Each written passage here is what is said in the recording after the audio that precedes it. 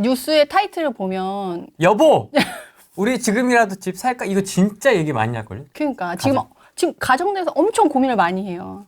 근데 문제는 모든 사람들이 상승장이랑 하락장이랑 상관없이 항상 이 고민을 한다는 거야. 고심 커지고 있다고 합니다, 지금. 네네. 네. 왜냐하면 지금 관망세라고 했는데 전세가가 다시 조금 떨어지고 있었거든요. 네. 근데 전세가가 다시금 좀 올라가는 단지들이 속속 생기고 네. 10월 중순부터 또 분위기가 달라지는 단지들이 좀 생기고 있어요. 그래서 좀 이따가도 지금 둔촌주공 얘기를 안 할 수가 없어. 둔촌주공 얘기도 해야 되겠지만 전체적으로 약간 매매 시장은 솔직히 안 변했어요. 매매 시장은 안 변했는데 전세 시장이 좀 바뀌는 분위기가 10월 중순 들어서 나타나고 있어가지고 지금 전세 만기 다가와서 내 집 마련해야 되나 안 해야 되나 그 고민을 하실 때 그 포인트를 알고 결정을 하시면 좋을 것 같아가지고 오늘 그 말씀 드리려고 합니다. 지난 시간에 제가 와서 그 얘기 했나? 마포에서 20억 할 때 팔 걸 못 팔았다 뉴스 나왔다고 했었잖아요. 네.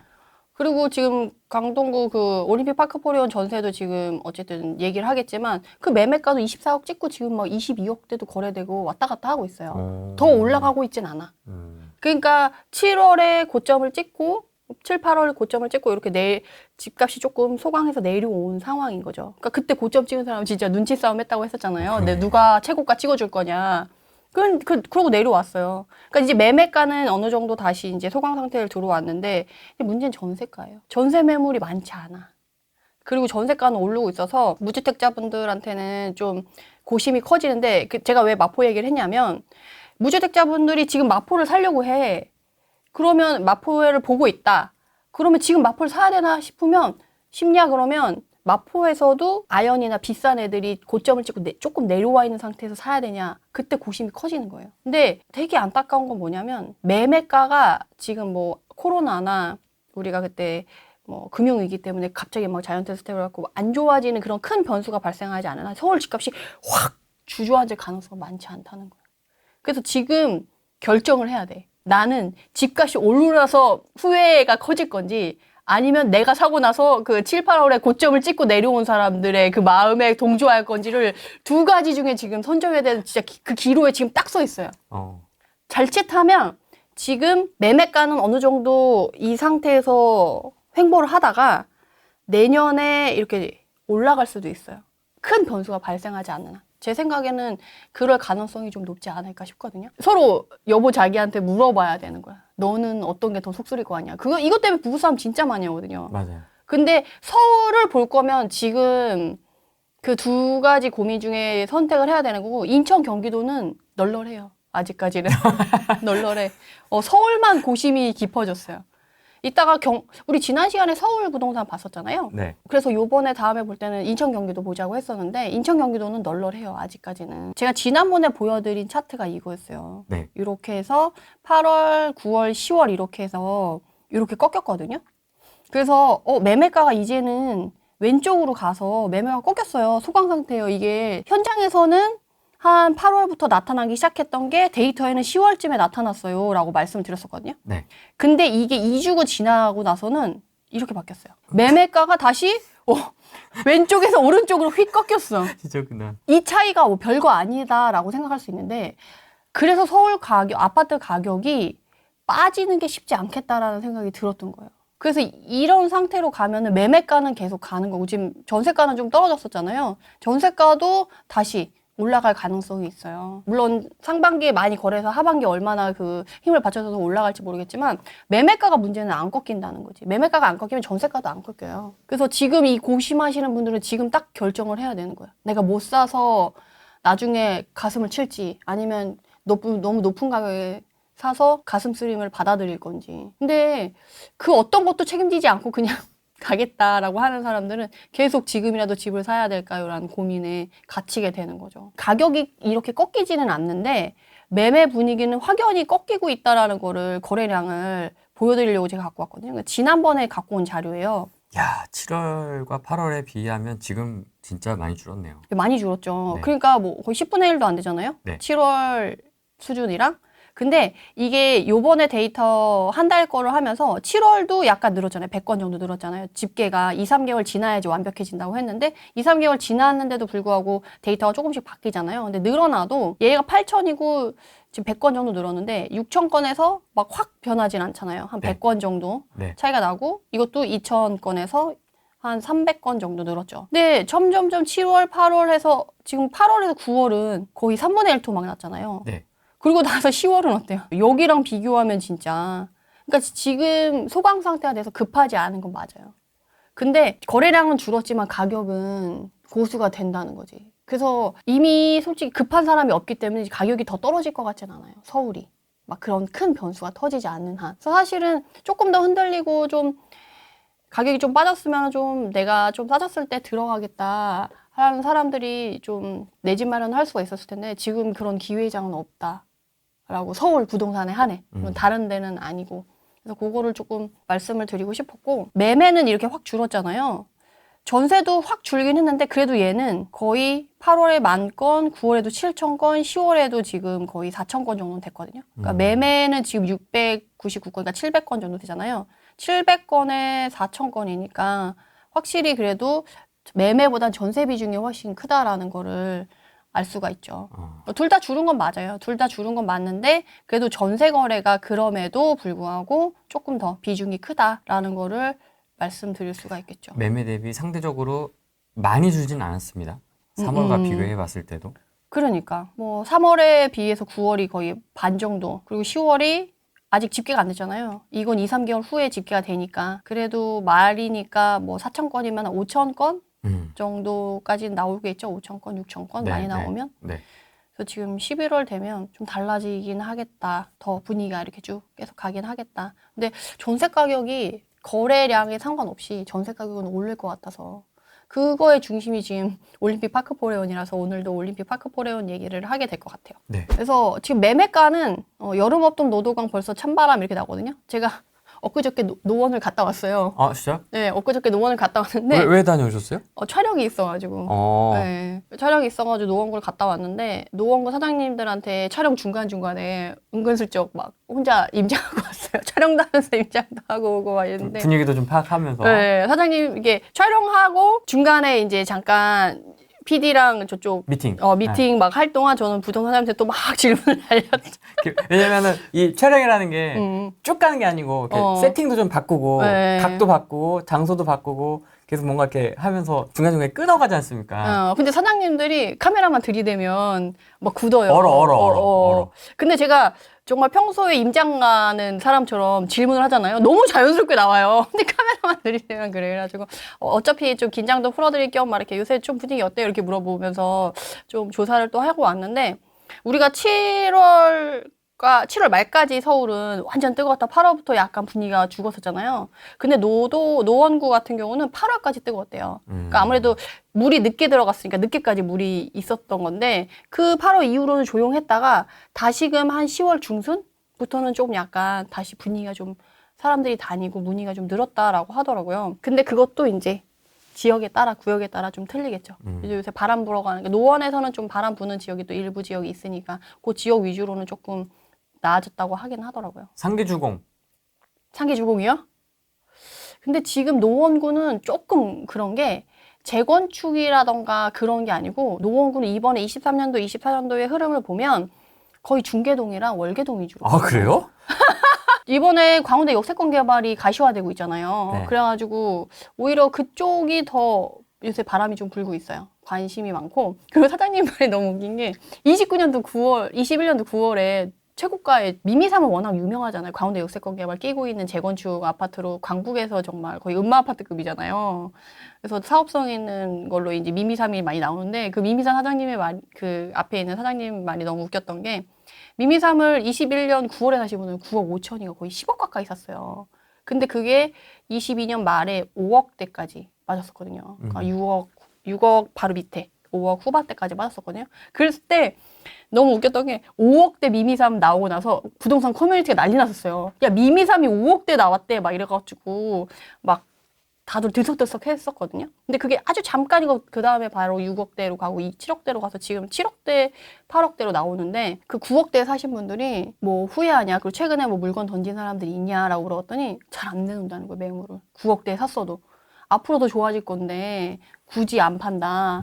뭐 약간 그런 게 거기는 되게 강하더라고요. 미미 사업성이라는 건 이제 투자에 관련돼서 생각하시는 분들이 많아가지고 그렇게 하시는 분들이 많고. 야, 어차피 될 곳이다라는 그 믿음이 강한 곳이구나. 네, 거기 또 호재가 너무 많잖아요. 어떻게 그 노원구 쪽도 좀 자세하게 말씀을 드려요? 네. 뭐 지도 펼까요? 네이버 지도가 낫지. 지도표. 강북에서 유독 그 삼성의 마이스나 뭐 이런 것처럼 관심 갖는 게 강원도 역세권 개발이거든요. 왜냐면 다들 이전에 대세상승년 절벽상승년 때 다 이거 보고 투자했거든요. 맞습니다. 강원도 역세권 개발 진짜 많이 들었죠. 진짜 많이 들었습니다. 진짜 많이 들었죠. 네. 그래서 근데 이게 드디어 지금 공사 시작했거든요. 포크레인 막 삽뜨고 있고 지금 막 한참 하고 있거든요. 그래가지고 여기 개발되고 여기가 또 분양한다니까. 네. 위치 봐요. 진짜 좋긴 해요. 네, 완전 좋아요. 그리고 여기가 40년 동안 시멘트 저장 공간인 사일로 혹시 사진 보신 적 있어요? 사일로. 사일로. 알고 이렇게. 있습니다. 배웠습니다. 등기가 가능합니다. 사일로. 등기 가능한 물건입니다. 부동산 중개 시간 보시더니 달라지셨네요. 아직 좀 남아있어서 다 날라갔는데, 사일로 등기 가능합니다. 네. 그게 진짜 흉물처럼 이렇게, 되게 개발을 해야겠다라는 열망을 불러일으킬 만한 모습을 갖고 있는 게 여기 있었거든요. 근데 이게 22년 말에 폭발을 5번 했대요. 그러니까 부지가 엄청 넓었던 거지. 거기에 물류창고랑 이런 사일로 부지가 워낙 넓었는데 폭발 5번 해가지고 21년도 말에 이게 철거를 했대요. 그래서 여기에 이제 아파트 들어서고, 그리고 현대 본사가 여기로 이전한대요. 용산에 들어가려고 했던 거가 여기로 온대요. 그래가지고 여기 1,800명 온다던데요. 그래요? 네, 그러니까 여기 업무 생기고 여기에 상업지구랑 뭐 CGV 5성급 호텔 막 이런 거 들어온대요. 여기가 왜 문제였냐면 여기에 이마트랑 트레이더스가 있어요. 딱 장만 봐. 어떤 느낌인지 알겠죠?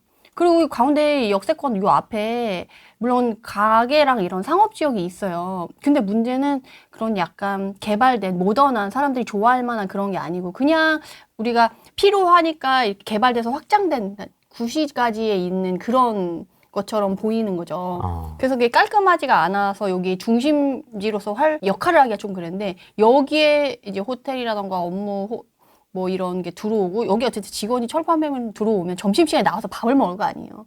활성화되고 지금 딱 보시면 아시겠지만 1호선, 6호선, 7호선, 중랑천 여기 딱 고립되어 있죠.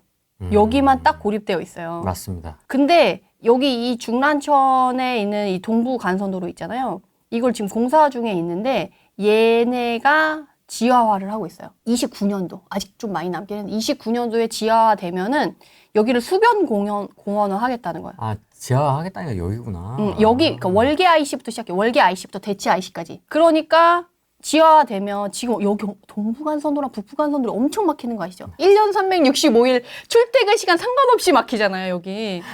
근데 여기서 지금 서울 쪽으로 나오려면 1시간 정도 걸리는데 이거 지하화하면 30분 만에 이동이 가능하고 그리고 여기가 이 중랑천이나 이 동부간선도로 때문에 고립돼 있었잖아요, 지금. 좌우로 사방으로 다 막혀 있었는데 이게 이제 지하화되면은 이제 공릉동이랑 연계가 되고 이 광운대 역세권 개발이 되면 사실은 신축 들어왔을 때 얘네는 여기가 장애뉴타운이거든요. 장애뉴타운 개발됐을 때 여기 손가락 빨고 있었어야 되는데 이제 여기도 이제 신축이 드디어 들어온 거지. 미미삼이 39년. 여기는 한화원 그랑블이 23년이거든요. 지금 그동안에 신축이 1도 없었어.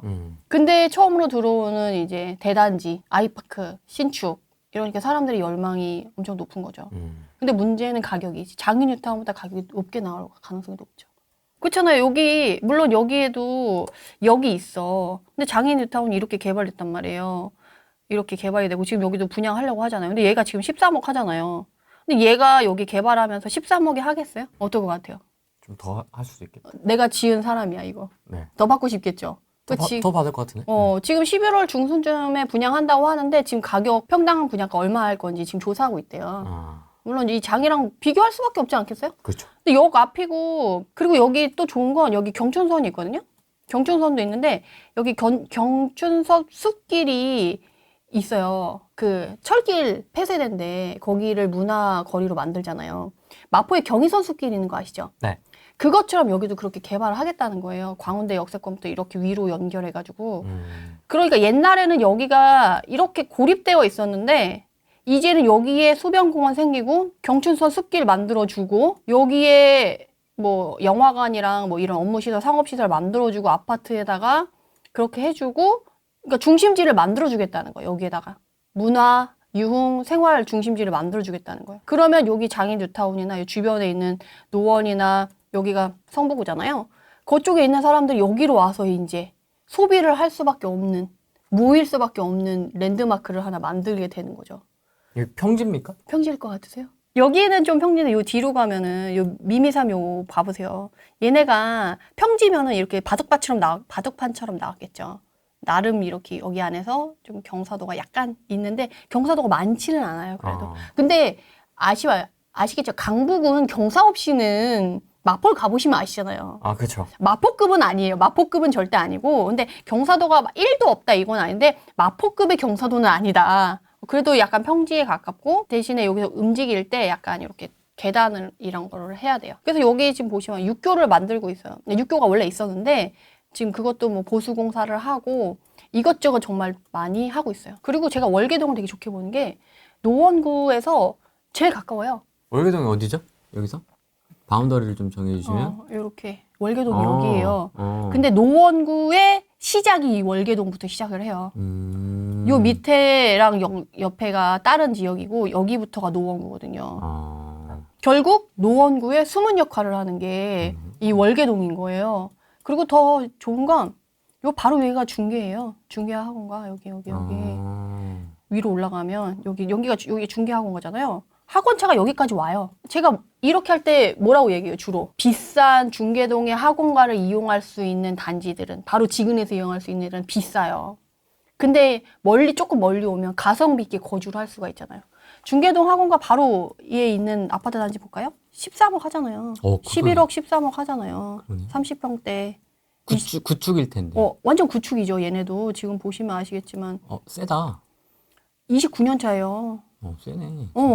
세요. 중계동이 세. 세다. 괜히 우리나라 3대 학군지라고 얘기하는 게 아니에요. 그러네. 네. 근데 아까 여기서 봤을 때 여기서 학원 차가 여기까지 온다고 했잖아요. 여기는 7, 8억이면 거주를 한다니까요. 그때 지난번에 목동 설명해 주시면 신월동인가요? 그쪽 가성비 설명해 주시는 거 신정동. 신정동. 같은 맥락인 거죠. 네. 학원 차가 오고 물론 조금 뺑뺑이 돌고 해야 되지만 그래도 중계동 학원가를 이용할 수 있다는 거지. 그래서 여기서 거주하는 사람들은 돈 모으면 어디 가세요? 그러면 다 중계동 간대요. 다 중계동 가고. 그리고 여기가 또 좀 제한이 있는 게 지금 미미삼을 보면 10평대에서 20평대밖에 없어요. 그러니까 나중에 학부모가 이제 애 많이 낳고 좀 30평대 가고 싶다 그러면 여기 서광이 있긴 한데 단지 수가 너무 작아. 그리고 요 밑에 한화 그랑빌이 있어요. 가서 그나마 여기 안에서 준신축급으로 23년 전에 준신축급이야. 다른 게 없거든. 여기서 이렇게 30평대 가는 거예요. 이렇게 50평 여기까지. 여기는 그래서 신혼부부들이 많이 살고 30평대를 원하면 서광이나 이쪽으로 가고 이제 학부모 돼서 이제 아이들 좀 학군이랑 학원가를 좀 신경 쓰고 싶다. 그럼 이제 중계동으로 건너가고 이런 식으로 좀 나오는 거죠. 근데 여기가 재밌는 동네예요. 그렇구나. 완전 재밌죠. 네, 그 역세권 개발이 진짜 꽤 오래 전부터 얘기가 나와가지고. 그러니까 이게 솔직히 계획만 나왔지. 맨날 솔직히 저 강의할 때도 그렇고 모든 사람들이 투자를 할 때 이걸 재료로 안 쓴 사람이 없어. 그렇죠. 항상 나왔어요. 그렇죠. 언제 되냐 이랬는데 진짜 지금 막 삽하고 포크레인 내가 촬영할 때 보니까 지금 포크레인만 5대 보고 온 것 같아. 정말 열심히 파고 있더라고요. 열심히 파고. 왜냐면 지금 거기 회장님이 지금 난처하거든. 지금 축구협회에서도 지금 난감하고 지금 아파트도 좀 부서져가지고 지금 곤란하거든 지금 입장이 지금 열심히 그래요. 해야 돼 지금. 근데 약간 요번에 이 서울원 이걸 서울원이라고 하거든요. 네. 이 광운대 역세권 개발 자체를 이 서울원에 이제 사활을 걸으신 거 같아요. 엄청 열심히 파고 있더라고요. 여기 지역이 사실은 갇혀있던 지역인데 내가 봤을 때는 이젠 강북구에서 유니크한 지역이 될 수 있는 그런 구역인 것 같아요. 그리고 여기 GTX-C 들어오거든요. 아 그렇습니까? 네, 여기 광운대역에 GTX-C가 들어와요. 지금은 서울 강남까지 가려고 하면 지하철 좀 갈아타고 해서 47분 거의 1시간 정도 걸려요. 근데 GTX-C 이용하면 10분 안에 간대요. 그러면 노원구가 이제는 강남 생활권이 되는 거예요. 출퇴근 편하고 강남 생활권 되고 이 지하되면 30분 만에 차로도 이동 가능하고.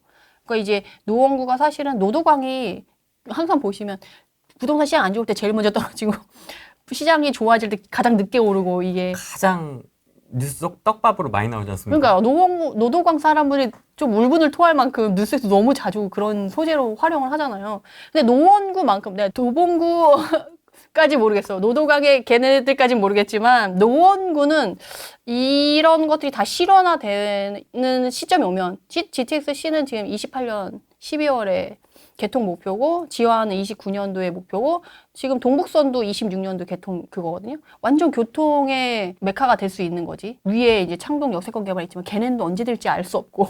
아 그것도 저희 부장님이 회사 다닐 때 부장님이 거기 투자하셨어요? 아니 거기 원래 실거주 분이세요. 아, 진짜 오래된 분이신데 정말 열망을 가지고 오래 기다렸죠. 그때부터 얘기가 나 2012년이니까 그게 벌써 10년, 네, 15년 네, 지났네요. 네. 그러니까 이게 언제 될지 알 수가 없어요. 근데 그 얘는 지금 이제 가시화 됐으니까 얘가 이제 문을 터주는 거지. 그럼 이제 노원구 여기는 좀 달라질 수 있지 않을까? 아 그 중계동도 있고 중계동에 이제 이게 중계동으로 확장해서 넓어진다고 하면 노원구 괜찮아질 수밖에 없는 지역이지 않을까요? 이렇게 생겼나 봐요. 이건가 봐요. 사요? 지금 사기는 좀 비싸지 않을까? 아, 왜냐면 지금 장위 저기 13억 개보다 지금 분양가 높게 나올 것 같다니까요. 근데 관심은 많아. 13억 정도 네. 하네요. 12, 13억. 그래서 좀 너무 비싸다 싶은 사람들이 그래서 미미삼에 관심을 갖는 거야. 미미삼 사요? 미미삼? 아, 5억 됐을 때 나 진짜 돈만 있었으면 갔어. 그때 저 역전세 나가지고 막혀가지고 못 갔지. 아니었으면 나 진짜 5억 대 미미삼 갔을 때 갔다. 그래서 이런 데는 분위기가 좀 매매 분위기 안 좋은데 여기는 좀 달라요. 흐름이 좀 다르더라고요. 물건을 안 내놓는데. 그리고 신고가 강남 3구는 진짜 버티기가 딱 맞는 것 같아요. 맞아요. 가격을 더 올려주진 않지만 가격을 내려주진 않는 분위기예요 지금. 그래서 그냥 횡보를 하는 상태로 갈 것 같고 더 싸게 사기는 쉽지 않을 것 같다. 근데 여기서 그냥 확 큰 변수가 터지지 않는 이상 더 싸게 사기는 힘드니까 두 가지 고민 중에 하나는 꼭 선택을 해야지 본인이 덜 속쓰릴 걸로 이제 25년, 26년을 맞이할 다음 상승량을 맞이할 수 있는 거지. 그래서 준비하시면 될 것 같습니다. 보면은 노도광 불동 매수 문이 끊겨 이지만 광운대 분위기는 다르다. 네, 달라요. 그리고 거기에 신축 애가 몇 개 있거든요. 거기 단지도 갔었는데, 단지 부동산도 갔었는데, 거기는 그래도 거래된다고 하더라고요. 아, 올림픽 파크 포레는 지금 신경을 안 쓸 수가 없어요. 계속 끊임없이 뉴스를 던져줘, 이슈를. 계속 나와요, 계속. 네, 지금 대출 때문에 지금 대책을 마련한다고 했잖아요. 난 조합장이 대책을 마련한다고, 이분이 대책을 어떻게 마련할까? 이 뉴스를 보면서 그런 생각을 했었거든요. 이 정도 위치 되면 가능한가 봐요. 그런가? 근데 되게 신기한 건 마련했대. 근데 이분이 마련했는지는 모르겠는데 지금 대출 그 규제 나와가지고 전세대출 DSR 나오고 나서 올림픽 파크포레온이 그 당시에 추석 전후에 가격이 틀려졌다. 그리고 분위기가 180도 바뀌어졌다 내가 말씀을 드렸었잖아요. 지금 또 180도 바뀌었어요.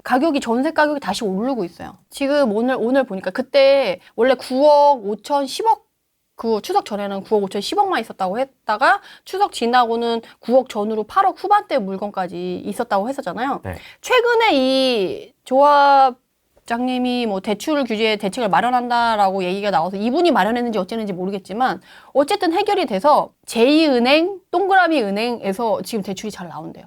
그래서 대출의 문제가 해결되니까 전세가가 그새 다시 9억 5천 10억으로 확 올랐더라고요. 그러니까 또 바뀐 거예요. 근데 지난번에도 말씀드렸는지 모르겠지만 조합원 물건이랑 일반 분양 물건이랑 전세가가 좀 다르게 형성되어 있어서 그거를 좀 보긴 봐야 되거든요. 네. 그래서 조합원 물건은 9억 5천 10억. 9억 5천짜리도 많지 않은가 봐요. 근데 일반 분양분은 9억 초반까지는 어떻게든 좀 작업을 사장님이 하면 나올 수 있을 것 같다라는 분위기가 형성되어 있긴 하더라고요. 한 5천에서 1억 정도 차이가 나는 거죠. 조합원 물량이랑 일반 물량의 전세가가. 그래서 가서 솔직히 조합원 물량도 똑같을 수 있어요. 그러니까 일반 분양 물량은 실거주 상한제 때문에 3년 유예를 해줘서 너가 살아봤자 2년 10개월이 거의 최고고 3년 이상 못 산다. 근데 조합원 물건은 4년 이상 살 수 있다. 갱신정보만 쓰면. 근데 조합원 물건도 본인이 실거주할 거야 라고 2년 후에 얘기하면은 갱신정보는 아예 못 쓰잖아요. 그래서 어떻게 같은 상황일 수 있는데 그럼에도 불구하고 가능성이 있냐 없냐에 따라서 그 5천에서 1억 차이가 나는 거죠. 그래서 지금 전세 구하려고 하는 사람들이 제가 이쪽에 지금 전화를 해봤거든요.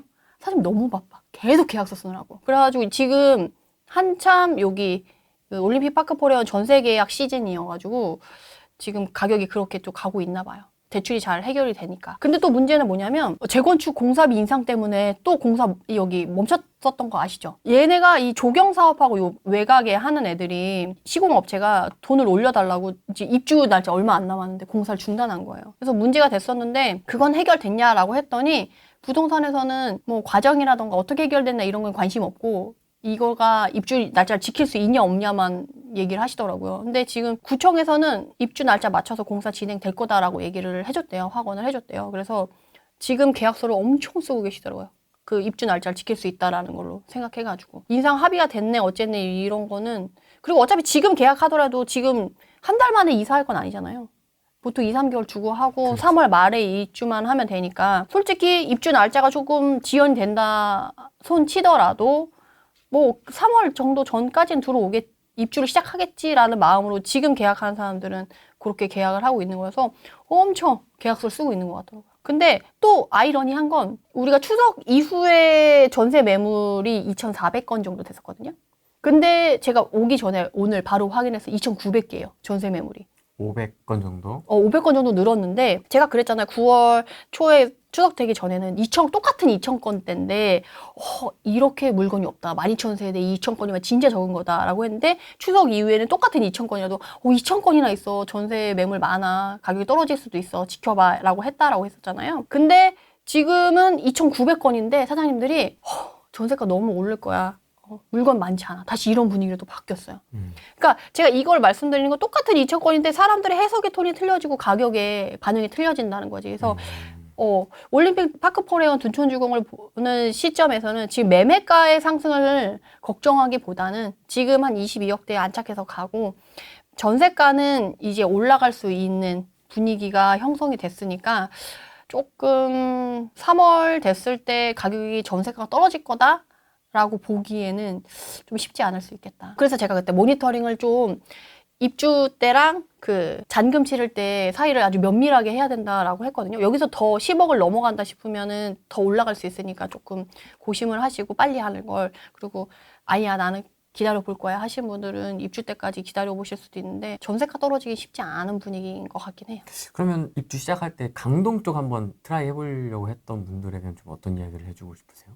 어차피 그라시움 쪽이라든지 뭐 저쪽 매매는 안 나오니까 전세에만 영향을 끼칠 거란 말이에요. 그래서 우리 호갱으로 다시 볼까요, 그러면? 10월에 24억 찍다가 지금 22억대까지 내려와서 거래를 하고 있잖아요. 물론 여기 안에서 어느 단지 여기에 더 가깝냐 이거에 따라서 좀 달라지긴 하겠지만 네. 그럼에도 불구하고 어쨌든 22억대에 지금 거래를 좀 하고 있잖아요. 여기서 보면은 아르테온도 이전에 우리 7월달, 8월달 갔을 때는 매물이 거의 8억대, 8억 5천에 나왔었거든요. 8억 5천? 네.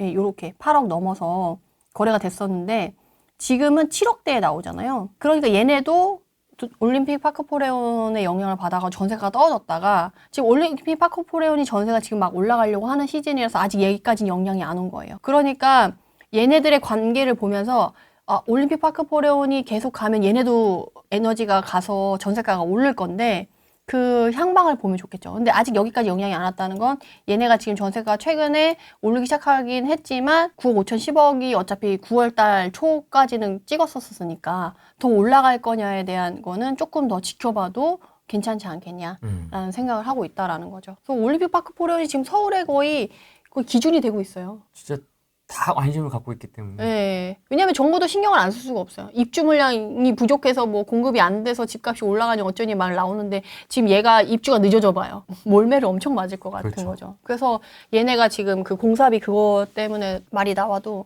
시나 구에서 엄청 신경을 써주고 있는 것 같아요. 그 전화 임장을 했는데 어느 은행에서 잘 나온다. 이게 바로 나오더라고요. 걱정하지 말고 지금 대출 잘 나온다. 대단지의 힘, 그러니까요. 대마불사. 그래서 전세 이거 대출 해결하자마자 전세가 바로 회복되면서 이런 모습을 보여서 역시 대단지라 이슈 타는 아파트는 다르구나라는 걸 좀 느꼈습니다. 온 우주의 기운이 둔촌주공을 살렸기 때문에.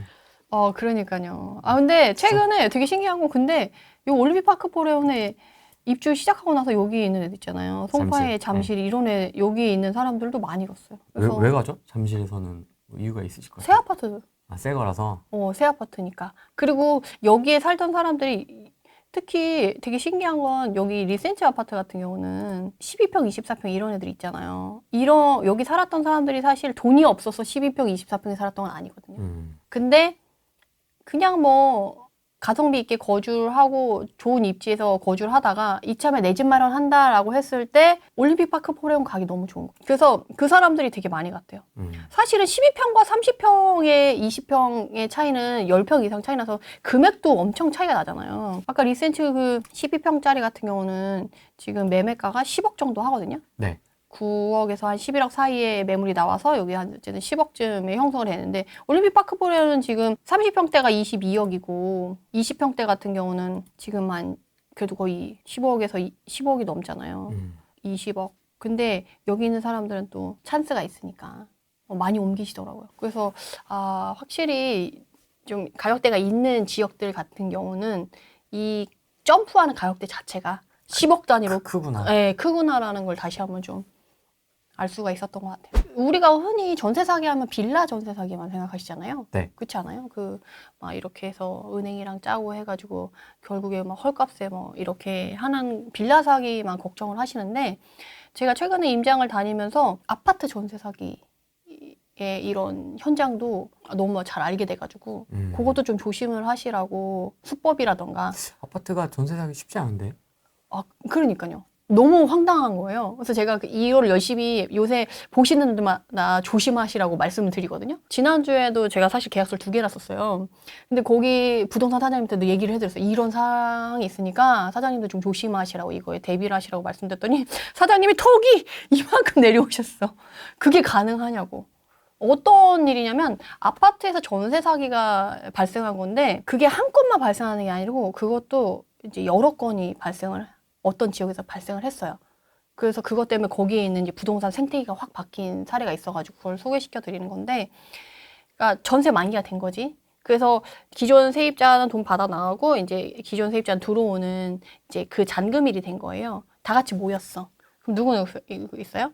부동산 사장님, 법무사, 집주인, 그리고 뭐 기존의 세입자는 이사하고 있으니까 오지 않았겠죠? 그리고 새로 들어올 전세자 와가지고 딱 모이면 이제 은행에서 돈을 보내줘요. 이제는 옛날에는 은행에서 돈 보내준 거 오기도 전에 보내줘서 아예 안 모이고 나르는 사례가 있어가지고 이제 은행에서 다 모였다고 그러면 법무사가 전화를 해요. 우리 다 모였으니까 이제 돈 보내주세요. 그러면 이제 은행에서 보내주거나 아니면 은행에서 직접 직원이 나와요. 그래서 다 모여있는 걸 확인하고 그 은행 직원이 은행에 전화해서 이제 다 모였으니까 돈 보내주세요 하면 돈을 보내주거든요. 좀 약간 생태가 예전에 그 전세 사기 때문에 은행에서도 그거를 방지하기 위해서 엄청 노력을 해요. 근데 그렇게 다 모였어.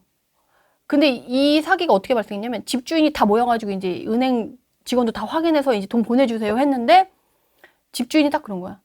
나 OTP 카드를 안 갖고 왔네? 이런 거예요. 차에 있으니까 OTP 카드 가져오겠다라고 해서 나간 거지. 근데 안 들어왔어요. 집주인만? 네, 집주인이 안 들어왔어. 그럼 어떻게 된 상황이냐면 집주인이 기존 세입자한테 돈 안 돌려줬죠. 전세금. 그리고 새로 들어오는 전세자가 돈 넣어줬죠. 근데 그 돈을 기존 세입자한테 줘야 되는데 그걸 안 주고 기존 세입자, 새로 들어온 세입자 전세금 2개를 들고 튄 거예요. 근데 나는 너무 황당하게, 아니 여기 인적사항이 다 있잖아요. 주민번호랑 계약서에. 원래 집주인이었잖아요.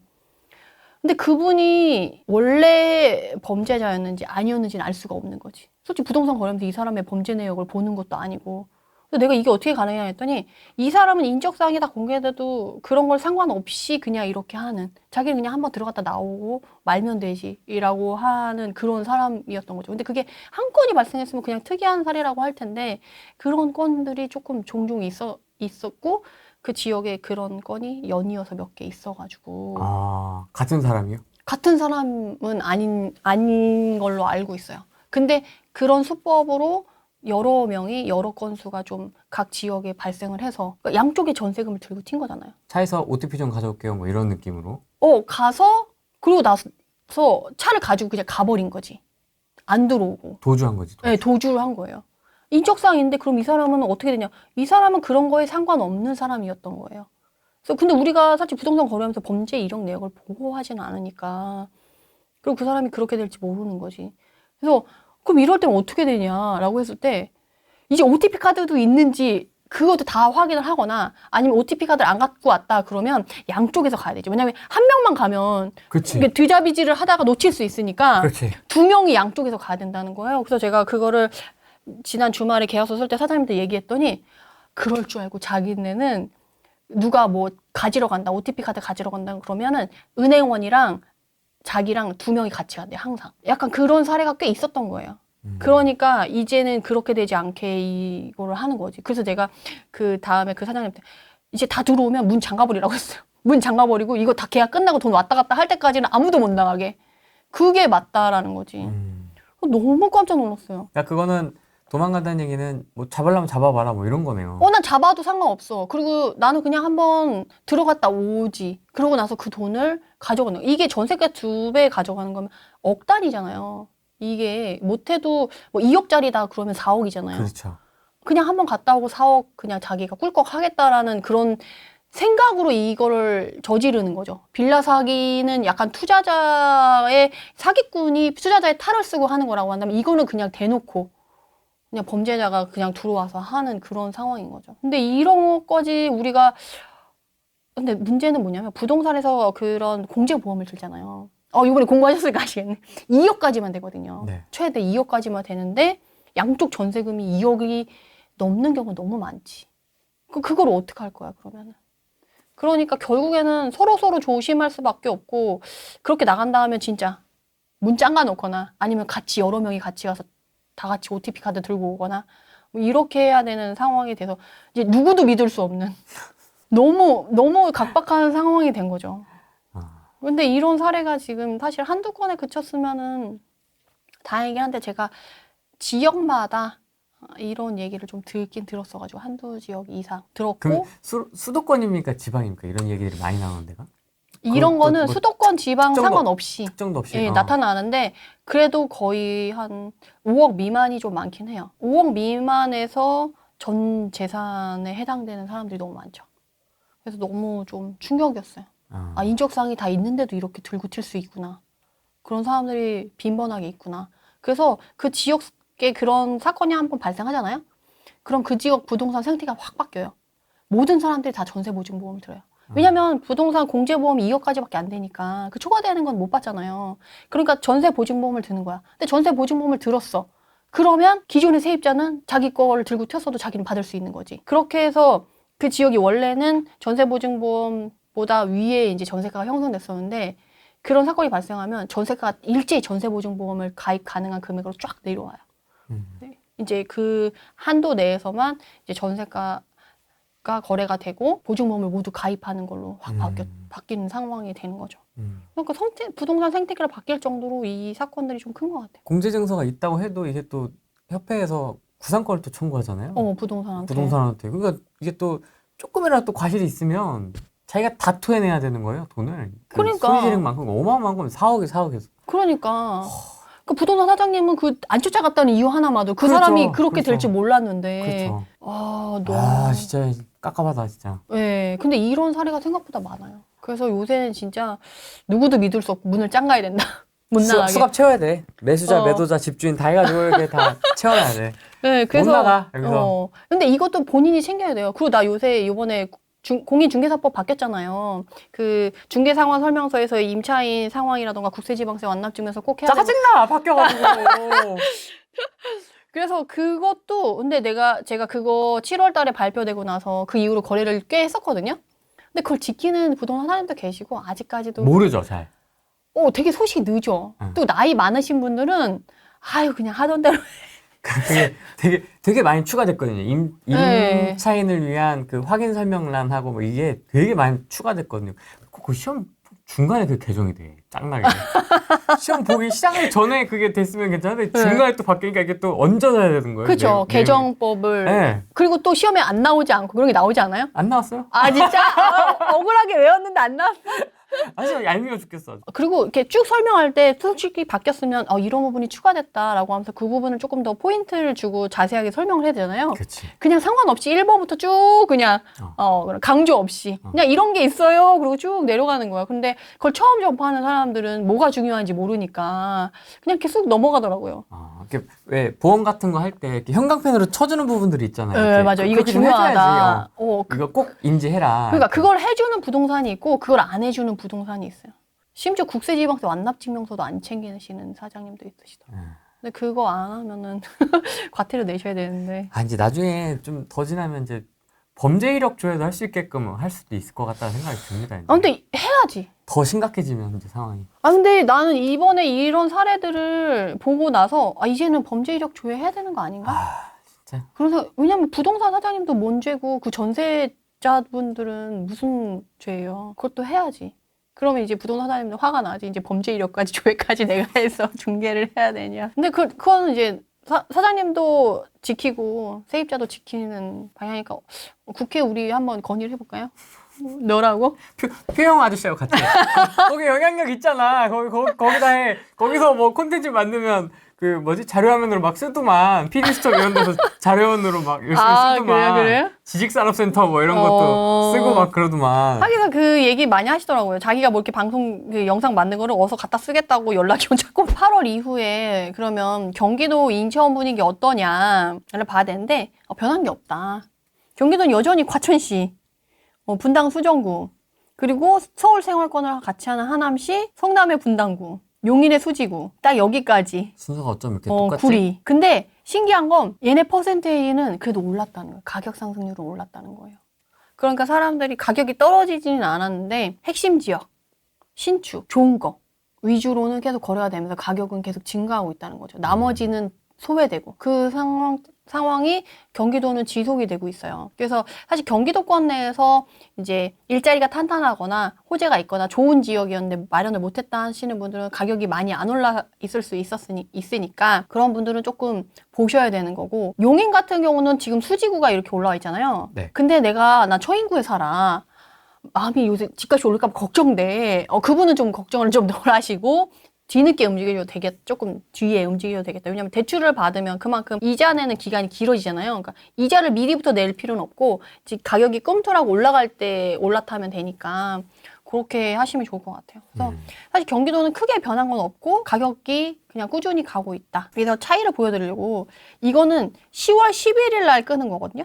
이건 10월 21일 날 끄는 거예요. 그러니까 10일 차이 나는 거죠. 근데 지금 과천이 3.6일인데 4.03으로 올랐어요. 그러니까 상승률이 낮은 건 아니에요. 상승률이 계속 높아. 근데 수정구가 오히려 올라왔죠. 수정구가 2.69, 2.42, 0.2% 올랐다는 거예요. 열흘 만에 이 정도면 상당히 큰 거거든요. 그러니까 경기도는 꾸준히 가격이 상승하고 있고 이제 관심 갖는 지역 위주로는 가격이 꾸준히 오르고 있다. 과천은 왜 이렇게 인기가 많아요 지금? 뭐 좋은 지역인 건 알고 있습니다만은 최근에 이렇게 좀 새 아파트가 들어오잖아요. 과천은 이제 지금 부동산 트렌드가 신축 트렌드인데 과천은 이제 신축 트렌드에 딱 맞는 지역인 거고 네. 생활권 자체가 서초 생활권이잖아요. 이제 걔네는 지하철만 타면 바로 거기 가니까. 그래서 과천은 이제 평당가 자체도 강남 3구랑 같이 움직이는 애예요. 서울시장의 흐름을 같이 하는 대표적인 지역이라고 볼 수가 있는 거죠. 그리고 지금 강동구랑 같이 하남시가 같이 움직이고 있어가지고 아까 우리가 올림픽 파크포레온 보고 고덕지구 봤잖아요. 그 다음이 이제 미사거든요. 네. 그걸 연결해서 항상 같이 보는 연습을 하시면 좋을 것 같고 하남과 구리는 또 같이 움직이니까 같이 보시면 될 것 같아요. 그래서 요 위에 있는 애들은 다 이유가 보이지 않아요? 얘네는 뭐 아까 신축, 부동산 트렌드, 서울 생활권, 수정구도 성남 애들은 뭐 더 얘기 안 해도 되고 하남시 서울 생활권, 용인 수지구도 신분당선 타고 가면 30분 내로 서울 진입 가능한 서울 생활권에 출퇴근하시는 분들 가성비 있게. 그리고 용인 수지구는 학군도 있잖아요. 그리고 구리시도 서울 생활권, 안양 동항도 서울 출퇴근하시는 분들, 일개 신도시. 장안구는 수원시 장안구거든요. 교통으로 인해서 가고 일자리. 원미구, 부천 원미구. 부천은 왜 들어가 있어요? 부천은요 1호선 타면 서울 이동하는데 20분, 30분이면 돼요. 그거는 이제 입지적인 특징인 것 같고 이제 요 기간대에 지금 여기 랭크에 들어간 이유가 지금 경기도권에 사는 사람들의 매매하는 사람들의 대부분은 사실 실거주가 메인이라고 있잖아요. 실거주 하는 사람들 중에 젊은 사람들이 사회 초년생이 독립을 할 때 가장 많이 고려하는 그 지역 중에 하나가 부천이에요. 서울 출퇴근이 가능하면서 가격대가 소형 평형들이 많고 10평대부터 20평대까지 거기가 좀 비중이 많고 가격이 좀 낮아요. 그래서 얘는 일기 신도시의 중동은 제가 그때 일기 신도시 얘기할 때도 살짝 말씀드렸는데 기존의 다른 일기 신도시랑 특징이 달라요. 얘는 학군을 메리트로 갖고 있지도 않고 교통 편의성으로 그리고 재건축 재개발도 가장 늦게 움직임이 거의 없다가 이게 일기 신도시 선도지구 한다니까 그때 움직인 지역 중에 하나로 여기는 조금 완전 교통, 젊은 사람들, 인프라 이걸로 움직이는 지역이에요. 실거주 만족도가 상당히 높고 그래서 제가 그때 부천도 말씀드렸지만 부천시청역이랑 신촌동역이랑 상동역이랑 거기는 백화점이랑 대형마트를 하나씩 2개씩 끼고 있어요. 역마다. 그러니까 유동인구랑 젊은 사람들이 엄청 몰려있고 제가 좋아하는 스타일입니다. 그러니까 후랭이님이 좋아할 만한 스타일이기 때문에 사람들도 좋아해요. 근데 대신에 엉덩이가 가벼워. 전출입이 엄청 많고 그러니까 매매 거래가 엄청 많을 거 아니에요. 활발하고. 그러다 보니까 이제 거래도 되고 하면서 여기에 끼게 된 거죠. 그 다음에 또 성남 중원구. 다 이유가 너무 상단에 있는 지역들은 이유가 너무 명확하잖아요. 그래서 경기는 이렇게 보시면 될 것 같고 근데도 불구하고 매매가 상승률이 나쁘지 않은데도 불구하고 전세가 상승률도 거의 3에서 2%대로 비슷하게 가고 있거든요. 근데 얘네들은 이 전세가 상승률이 더 두드러지지 않는 건 매매가가 그렇게 많이 오르지 않았기 때문에 지금 두드러지진 않는 거거든요. 다른 지역들은 전세가 상승률이 거의 2배에 달하는 지역들도 있어요. 그래서 전세가 상승률을 보시면 알겠지만 오히려 전세가 상승 구리시가 더 많잖아요. 서울 생활권을 같이 하는데 가성비 있게 거주할 수 있는 이런 애가 오히려 더 상승률이 높고 양평, 멀저, 하남, 장안구 일자리 위주로 서울에 출퇴근하면서 좀 가성비 있게 거주할 수 있는 애들 위주로 상승률이 높다라는 걸 알 수 있죠. 그러니까 좀 완전 서울 핵심 지역이라기보다는 조금 밖으로 나와 있지만 그래도 가성비 있게 거주할 수 있는 사람들 위주로 전세 가격이 빠르게 올라오고 있다라는 걸 볼 수가 있어요. 이 랭킹 1위를 지금 차지하고 있는 저희가 아마 많이 얘기를 안 했던 것 같은데 구리시는 좀 어떻게 보세요? 구리시의 입지적 특징. 여기 있잖아요. 근데 구리시는 좀 약간 구리시는 저희가 얘기를 거의 안 했던 것 같아요. 네, 소외되어 있는 지역이에요. 남양주보다도 얘기를 잘 안 했지. 근데 얘네가 가격이 그렇게 싸지가 않아요. 가격 꽤 있어요. 네, 진짜 네. 깜짝 놀랐습니다. 왜냐면 광진이랑 여기 별내, 다산 이쪽 남양주랑 사이에 이렇게 딱 사이에 끼어 있거든요. 길쭉하게 돼 있군요. 네. 그러니까 솔직히 단지수도 많지 않아. 여기밖에 없어. 근데 가격이 또 싸지도 않아요. 그러다 보니까 사람들이 그렇게 메리트 있게 안 한 거지. 근데 이번에 8호선 연장 그것 때문에 여기도 좀 있죠. 여기 11억이잖아요. 24년 차인데 여기 가실래요? 네? 11억인데? 너무 센데요?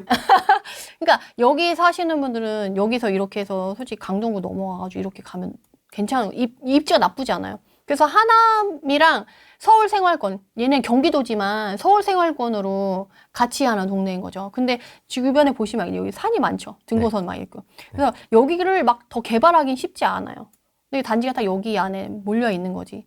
그래서 구리, 갈매가 여기에 또 속해 있고. 근데 여기 위로 올라가면 조금 입지가 많이 떨어지잖아요. 별내 이쪽으로 가면 교통이 좀 멀다. 이런 얘기 많이 들어보셔서 아시겠지만, 그러니까 좀 약간 면적이 좀 이렇게 있다 보니까 한계가 좀 명확한 거죠. 가격이 막 완전 싼 것도 아니고. 그래서 조금 최근도 그렇고 뭐 이렇게 많이 사람들이 언급하지 않았던 거죠. 뭐 미사처럼 아예 개발된 것도 아니고. 미사는 진짜 사람들이 많이 관심이 있어가지고.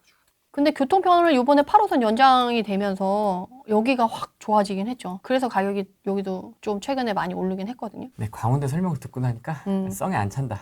왜냐면 가치 변화가 이렇게 커야지. 차이가 커야지 뭐 이렇게 할 텐데 이 8호선 하나둘 좀 약하다. 약하다. 좀 약한 게 아니고 좀 많이 약하죠. 근데 가격이 또 11억이면 비싼 거는 아까 거기 장위가 12억이었잖아요. 네, 13억. 12억, 13억. 10억에서 13억. 위쪽에 있는 건 10억, 밑에 있는 건 13억. 엮이고 있는 거. 그러니까. 경기도도 그렇고 인천도 그렇고 지금 다 비슷한 분위기긴 하거든요. 그래서 경기도 작년을 보면 여기 1위 쌍용더 플래티넘 프리미어, 양주 옥점 유림 노르웨이 숲. 이름이 여기 엄청 길어요. 알고 있습니다. 여기 유림 노르웨이. 네. 수원 센트럴 아이파크. 얘네들은 다 23년도에 입주한 아파트들이에요. 1, 2, 3위가 다. 그러니까 결국에는 그 해에 입주를 시작한 신축 아파트 위주로 부동산 트렌드에 따라서 거래가 많이 됐다라는 걸 볼 수 있고, 산성역 포레스티아 보셨잖아요. 신축. 얘도 신축. 얘도 신축. 얘는 신축이 아니에요. 네. 근데 신축들 사이에서 혼자 얘가 좀 연식이 좀 있거든요. 그러다 보니까 가성비가 있어. 상대적으로 싸요. 몇 억. 그러다 보니까 이제 결국에는 경기도의 트렌드는 그 해 공급되는 애냐, 신축이냐, 가성비 나오는 애냐. 여기까지만 거래가 많이 되는 애들의 상위권을 차지한다는 거죠. 평촌 어바인 버스트 그런 느낌이죠. 평촌에서 신축, 대단지. 얘도 신축. 얘는 준신축급이지만 아는 아파트 나왔습니다. 메가트리아 어때요? 좋아요. 근데 그 옆에 푸르지오 생겼잖아요. 이제 그 위쪽에 견제를 받는 거 여기 더 가까운. 앞쪽에. 그러니까 얘가 23년도에 거래가 됐고 그래서 24년도에는 등장하지 않잖아요. 밀렸어. 자이 아이파크 그 위쪽에 있는 신축한테 밀렸어요. 그러고 나서 24년도에 입주한 힐스테이트 봉담 그리고 가성비 있게 이제 얘는 가성비 있어진 거예요. 메가트리아 얘는 이제 준신축급이 돼서 그 다음에 산소년 포레스트야 얘 신축 그리고 얘도 신축 얘도 신축 다 이런 식으로 다 신축 아파트들 유일하게 메타뉴브 하늘채 구축이 여기 들어와 있어요. 근데 얘는 아시잖아요. 삼성의 기숙사로 쓰이는 아파트라고 네. 말씀드렸잖아요. 그러니까 일자리 신축 공급 그해 입주 요걸로 그냥 끝나 23년 24년 경기도에서는. 근데 보시면 아시겠지만 과천이나 우리가 성남이나 이런 애들이 가격이 많이 올랐잖아요. 여기 있어요 없어요? 물론 산소년 포레스트는 있죠. 가격 상승과 거래량이랑은 일치하지 않는 다르네. 예, 경기도는 달랐다는 거예요. 그래서 그럼 올해 들어서 8월 1일 이후의 분위기는 어떠냐 그러면 여전히 신축 그리고 준신축급 이제 가성비 그 다음에 여기 힐스테이트 몬테로이 나오거든요. 여기 혹시 입지 보셨나요? 아니요. 처인구의 모연읍이에요. 읍. 한번 볼까요? 얘네 세 개가 모여 있어요. 쭉 확장을 해도 주변에 없어 뭐가. 어떤 느낌이냐 아시겠죠? 이렇게 쭉 내려가야지 요 위에 광주가 있고요. 광주가 더 가까워요. 여기쯤에 있었거든요. 광주가 더 가깝고 요 밑에가 이제 처인구의 역북지구 나오고 이런 데예요. 에버랜드 있네. 여기가 에버랜드가 있고 에버랜드에서 더 위쪽에 있는 거예요. 그러니까 오히려 광주랑 더 가깝거든요. 근데 얘네가 왜 지어졌냐 그러면 여기 처인구의 SK 하이닉스 반도체라던가 삼성 그 반도체 국가산업단지 만들어지는 거가 호재로 발표됐었잖아요. 일자리 만드는 거. 그거에 대한 배후 수요로 여기를 만든 거예요. 왜냐하면 역북지구 이외에는 처인구에는 사실 그렇다 할 거주 공간이 주거 지역이 별로 없거든요. 네. 그래서 이번에 SK랑 삼성 반도체 그 효과 그 호재 발표 이후로 뜬 지역이 동탄 2거든요. 용인 입장에서 어때? 기분 나쁘지. 그러니까 본인들도 주거 지역을 개발해서 만들어야 되는데 뜬금없는 자리에 얘네가 만들어진 거죠. 지금 없어. 아니 진짜. 그래도 수박은 하나 있네. 있네 수박 있네. 야. 네. 옆에 물도 좀 있네요. 근데 가보면 진짜 쉽지 너무 쉽지 이게 않다. 동떨어졌다라는 대학이 있으면 아시죠? 그리고 여기 노선이 있긴 한데 가보시면 아시겠지만 노선은 아니고 여기 위로 올라갈수록 처인구 쪽 위쪽 이렇게 에버랜드 여기가 올라올수록 보면 여기 역 사이에만 단지가 있고 주변은 다 이렇게 산이에요. 정말 자연환경이 어우러져 있거든요. 그리고 길 가면 산을 타고 이렇게 가고 이렇게 오면 공기가 참 좋아요. 약간 여기가 구시가지 느낌이 아직 있거든요.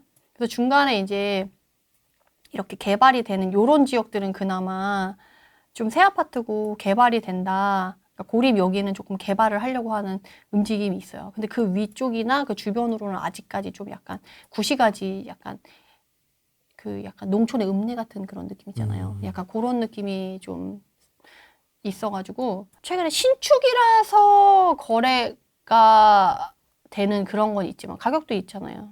괜찮잖아요. 지금 30평대인데 5억인데 수도권에서. 근데 그 이유 빼고는 지금 SK가 당장 뭐 그럴 것도 아니고 삼성도 그럴 거 아니고. 그리고 거기 근무하는 사람이라고 생각해보세요. 모현 가겠어요? 동탄 2 가겠어요?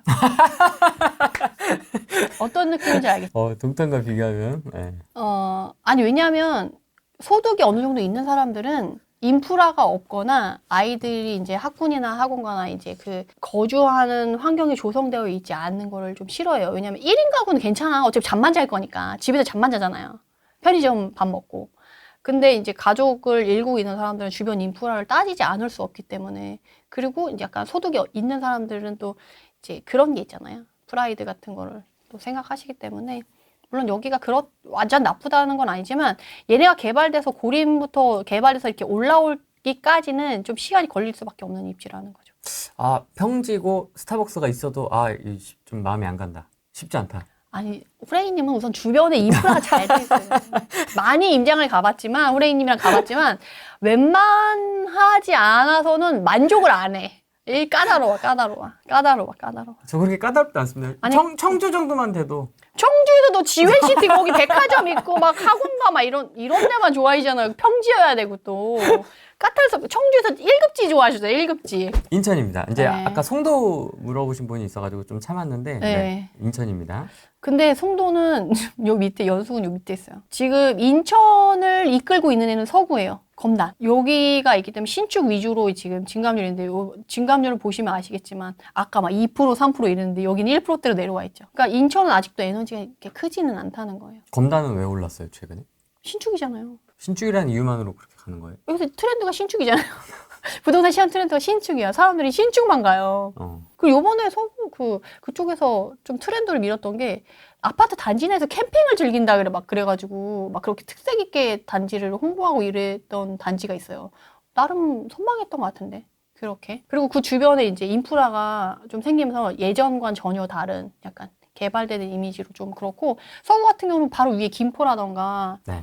그 강서구랑 가까워가지고 거기가 이제 분위기 타면서 서구까지도 영향을 미치긴 했었어요. 왜냐하면 예전에는 인천이 서울, 부천, 부평, 인천 뭐 이런 식으로 해서 그쪽으로만 사람들이 출퇴근을 하거나 그런 식으로 유동인구가 있었는데 지금은 서울이나 강서구, 김포 이쪽에서 서구로 오히려 진입을 하는 수요가 라인이 따로 생긴 거죠.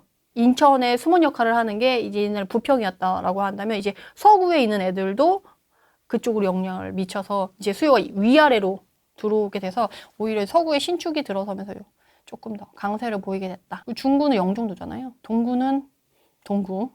근데 동구가 워낙 가격이 저렴하기 때문에 가성비를 따지는 분들이 마지막에 이제 가시는 데가 여기. 그다음에 이제 수문 역할하는 부평구. 부평, 계양, 부평, 계양. 그다음에 연수구. 송도. 근데 가격 상승률은 이렇게 연수구 전체로 보면은 크진 않긴 하지만 얘가 네. 가격이 없는 가격이 그만큼 덜 빠지고 움직일 만큼 움직였으니까 얘는 좀 덜 움직이는 그런 게 있거든요. 근데 그래도 가격이 먼저 움직이고 조금 움직임을 볼 때는 송도를 보는 게 맞아요. 11일까지가 1.47이고요. 1.52로 오히려 10일 차이로 얘네도 움직임이 좀 있는 편이에요. 인천도. 약하긴 하지만 지금 흐름을 보면 10월 달 들어서 애들이 조금 꿈틀꿈틀한다. 그래서 제가 아까 그랬잖아요. 올까 말까 하다가 왔다고. 이게 그래도 잘 가는 애들은 잘 가고 전세가 움직임이 있으니까 이제 관망세로 조금 소강 상태로 좀 천천히 봐도 되겠지 하시는 분들이 지금 딱 그 변곡점에 와 있을 수 있으니까 이 시기를 잘 결정을 하시라는 거예요. 그래서. 그 다음에 이제 부평구가 올라왔죠, 위로. 이게 실수요자들이 움직일 때 강세를 보이는 지역이 부평구이기 때문에. 그렇죠. 예, 부평구의 움직임이 또 이렇게 나타났다라는 걸 볼 수가 있고, 전세가는 오히려 매매가보다 더 많이 올라갔잖아요. 서구, 계양구, 부평구. 얘가 다 지금 인천에 수문 역할을 하는 애들이 지금 다 올랐잖아요. 네. 그 다음에 이제 연수구. 이런 식으로. 전세가가. 그러니까 실수요에 자들이 많이 움직이고 있다라는 거를 알 수가 있고 인천도 마찬가지로 힐스테이트, 프루지오, 주안, 부평 그랑힐스, 검암역, 루원시티 여기 1위부터 5위까지가 다 23년도에 입주를 한 애들이에요. 그 6월 여기가 인천시청역에 대단지 롯데캐슬. 네, 여기서부터 이제 준신축구 구축이 들어가고 송도 더샵 센트럴시티는 송도에서 가성비 있게 거주할 수 있는 애들 위주. 그러니까 여기서부터는 이제 입지 좋고 가성비 나오는 애들. 여기는 완전 그 해에 입주한 애들. 여기서 똑같이 힐스테이트, 인천시청역, 더샵 아르테 이 두 개가 그 해에 입주한 애들. 그리고 그 다음이 얘 되게 신기한 건 24년에 1위, 2위, 3위가 다 입지가 비슷하다는 거예요. 인천시청역을 사이에 끼고 여기 힐스테이트 인천시청역 밑에 더샵 아르테 요 옆에 9월 힐스테이트 이 세 개가 이 인천시청역을 사이에 두고 생활권을 나뉘어서 하는 애들. 여기 지역이 철저히 실거주용이거든요. 네, 그러니까. 근데 얘네들이 이 거리가 많이 돼서 비싸다라고 생각을 하실 수가 있는데 피가 이 당시에 저희가 입주할 때쯤에 갔을 때 100, 200 이랬거든요. 그러니까 신축이면서도 그냥 막 가성비가 나오고 그리고 인천시청역이 GTX 호재가 있거든요. 그러니까 나중에 투자 가치도 있고 나중에 좀 변할 수 있는 지역 위주로 지금 움직인다는 거죠. 인천은 확실하게. 그 다음에 송도 다 이런 식으로 움직였다. 그리고 8월 1일 이후에도 그건 비슷하게 되어 가고 있고 얘가 신축인 거잖아요. 24년도에 입주하는 애. SK 하객 SK뷰. 얘도 신축. 얘가 올해 입주거든요, 얘도. 네. 그다음 송도더샵 센트럴시티 9월. 딱 그 신축이거나 그 동네의 핵심 입지. 이런 애들 위주로 인천을 가고 있는 거죠. 그러면 서울은 처음에 움직일 때 신축만 움직였단 말이에요. 그리고 입주하는 애들. 그 다음에 에너지가 크면 주변에 입지 좋은 준신축, 구축으로 퍼져 나갔었는데 아직도 경기도랑 인천은 그 해 공급되는 애 그리고 완전 핵심 입지 신축에서 에너지가 더 퍼지지 않은 거를 알 수가 있죠. 아, 그러네요. 그러니까 내가 지금 제가 말씀드린 게 지금 막 꿈틀꿈틀 움직인다라고 다시 좀 변곡이 될 수 있는 시점에 와서 그걸 고민해야 된다라고 했을 때 내가 어느 지역까지 어느 단지까지 봐야 되냐라고 했을 때 아직 인천 경기는 거기 안에서 봐도 무방하다라는 거죠. 신축 트렌드에 맞춰서 비싸지 않으니까 가격이 생각보다 거래는 많이 되는데 가격이 많이 오르지 않은 인천이랑 경기도는 많아요. 그러니까 가격이 서울은 너무 부담돼서 혹시나 내가 사고 나서 떨어질까 봐에 대한 두려움이 있다라고 하면 인천 경기는 상대적으로 덜한 거죠. 그래서 약간 실거주 분들은 더 오르고 나서 후회가 될 것 같다 그러면 지금 사서 기다려 보시는 것도 나쁘지 않을 것 같아요. 그럼 지금 올해 하반기의 이슈는 전세가예요. 또 전세. 매매가는 좀 이제 소강 상태로 가서 이제 횡보를 한다라고 하면 이제 전세가 상승이 두드러지게 나타나는 지역 위주로 또 갭이 붙을 거라서 그 최근에 서울 같은 경우는 강서구가 전세가 상승이 또 엄청 높았어요. 마곡 위주로 해가지고 여러분들이 전세가 상승이 너무 부담스러워서 매매가랑 붙어있는 지역은 차라리 매매로 갈아타는 걸 고민해보는 것도 나쁘지 않은 시기여가지고 그걸 생각해보시면 좋을 것 같고 올해 하반기는 어쨌든 전세가 상승이 이제 시장의 흐름을 주도하게 될 테니까 그 기준이 될 테니까 전세 분위기를 보면서 여러분들이 시장 흐름을 파악하시면 도움이 될 것 같아가지고 이걸로 말씀을 드렸어요. 그럼 저희가 9월 달에 서울을 좀 다뤘고 이제 오늘 경기도를 좀 다뤄봤는데 서울과 경기도를 좀 구분해서 좀 조언을 해주신다면 실거주의 관점에서 조언을 해주신다면 어떻게 좀 정리를 할 수 있을까요? 아, 서울은 너무 비싸서 입지가 괜찮으면서 이제는 막 대단지 아니고 소단지라도 아무래도 신축이 아니더라도 연식이 좀 있는 애인데 가격이 좀 다른 애보다 덜 올랐고 내가 그 가치를 인정한다라고 하면 움직이시는 것도 괜찮고요. 경기도는 아직도 신축 입지 좋은 애만 보시는 게 맞고 그 이외에는 조금 움직임이 있을 때까지 모니터링을 하시다가 움직이시는 것도 나쁘지 않을 것 같아요. 그리고 딱 그 지역의 핵심 지역, 그 일자리 탄탄한데 거기까지만 지금 딱 에너지가 가 있는 상황이거든요. 그래서 그 단지 이외에 바로 옆에 있는 걸 보고 있다 그러면 그 다음 타자가 될 수가 있으니까 모니터링을 하시다가 딱 낚아채야지 아니면 또 가격이 이렇게 뚝 가버릴 수가 있어요. 그래서 그걸 챙기시면 좋겠습니다. 경기도에서 포문을 연 지역이 여기거든요. 얘네들이 왜 메리트 있냐면 여기 송파랑 이 분당을 연결해주는 길목 역할을 해요. 그래서 보시면 아시겠지만 얘네들의 특징은 제일 큰 특징은 대부분의 이제 신축 아파트들의 특징은 입지가 안 좋아요. 왜냐면 기존에 좋은 입지에 이미 아파트들이 다 들어와 있고 아파트 들어있는 애들은 재건축을 해야만 새 아파트가 들어가게 되는데 얘네는 새 아파트가 없었어. 그래서 좋은 입지에 신축들이 다 역세권이에요.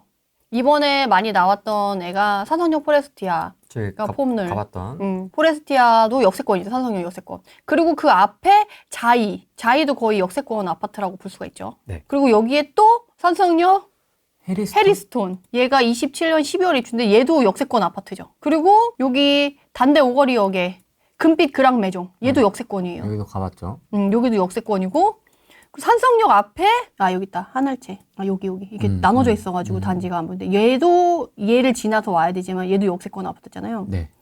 얘네들이 거의 보면 아시겠지만 3년 차잖아요. 완전 신축이잖아요. 신축인데 다 역을 끼고 있는 신축이어가지고 최근에 부동산 시장 트렌드 딱 맞아가지고 23년, 24년 최근까지도 영향을 많이 받고 있고 트렌드를 잘 타고 있죠. 좀 봐보세요. 그래프가 너무 아름답지 않아요? 얘는 이렇게 전체 기간을 보면 드라마틱하게 안 보여요. 3년 차로 봐야지. 22년 말에 7억 7천 찍었다가 지금 9억까지 가잖아요. 네. 근데 얘는 신흥역이니까 이렇지. 산성역까지 가면은 8억에서 11억까지 3억, 7, 8억. 근데 우리가 그때 얘네가 또 관심을 가졌던 게 23년도에 특례보금자리론 줬잖아요. 걔가 9억까지였어요.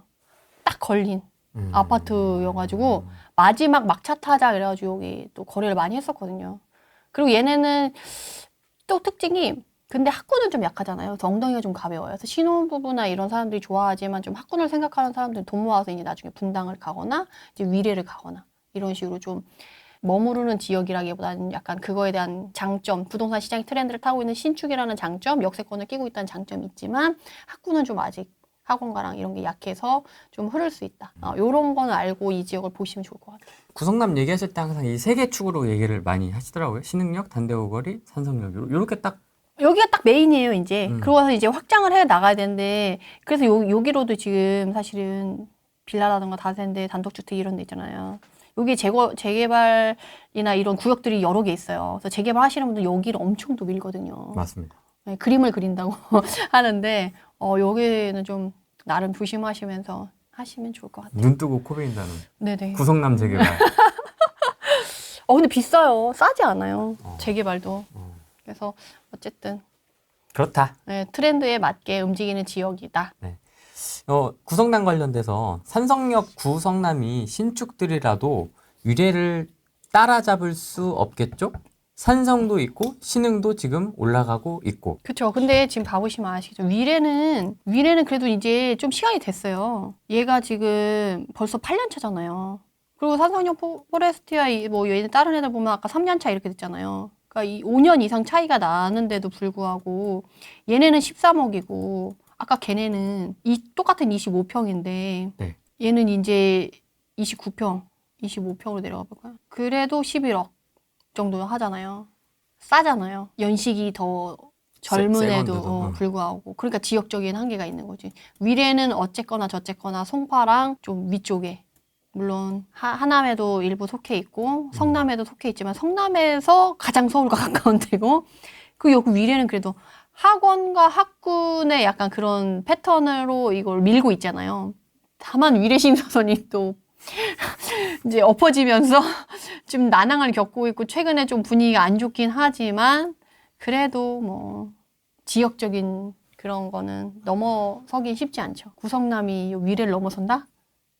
쉽진 않죠. 지방은 좀 어떻게 보십니까? 지금 다들 수도권 이야기만 하고 있어서 지방 이야기를 좀 해주시는 것도 필요할 것 같습니다라고 얘기하시는 분도 있는데 맞아요. 뭐 대구라든지 대구는 네, 좀 어떻게 보고 계십니까? 지금 대구는 아직도 헤매고 있고 힘들어요. 나는 아직도 생각나는 게 그때 2017년, 18년에 그때 19년? 난 이때부터 미분양 얘기 나오면서 대구가 힘들었거든요. 그래서 일찍 들어가신 분들 진짜 일찍 들어갔어요. 미분양 나오고 안 좋아질 때 미리 들어가서 싸게 선점하자. 지금 그분 어떻게 됐겠어요? 역전세 지금 2번 맞았어, 지금. 4년이 지났는데 아직도 지금 회복을 못하고 있잖아요. 역전세 2번 맞았어요. 와. 근데 제가 이전에도 보면 역전세 1번은 견디더라고. 근데 2번까지는 다들 좀 힘들다, 진짜. 2번 지나면 사람들이 이제 멘탈이 흔들리기 시작해서 이제 던지기 시작하거든요. 대구는 조금 더 기다려야 될 것 같아요. 조금 이제 던져서 완전 쌀 때나 좀 봐야 될 것 같고, 지금 그나마 지방에서 괜찮다는 애들은 제가 계속 얘기하는 아산, 천안, 청주 이런데 딱 이렇게 일자리 너무 탄탄해서 그 마지노선이 보이는 애들. 그런 애들 위주로는 최근에 또 투자자가 조금 돌더라고요. 워낙 갭이 작으니까. 요새 그런 애들이 작년에는 역전된 애도 있었어요. 전세가가 더 높아. 매매가보다. 아파트인데.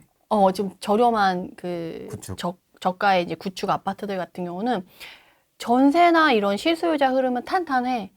근데 이제 매매가랑 전세가랑 확 빠졌잖아요. 자이언트 스텝 때문에. 그러면서 이제 가격이 확 빠져서 그렇게 됐던 갭이 완전 줄어가지고 그런 거 약간 주워 다니는 투자자들이 좀 돌긴 했던 것 같더라고요. 그래서 최근에 좀 거래됐다고 하더라고요. 그런 대신에 그러면 공시지가 1억이야 뭐 그런 것도 요새 아직 12%안 풀렸잖아요. 그러니까 그것도 많이 되냐 했더니 그런 거 쳐다도 안 본대요, 요새.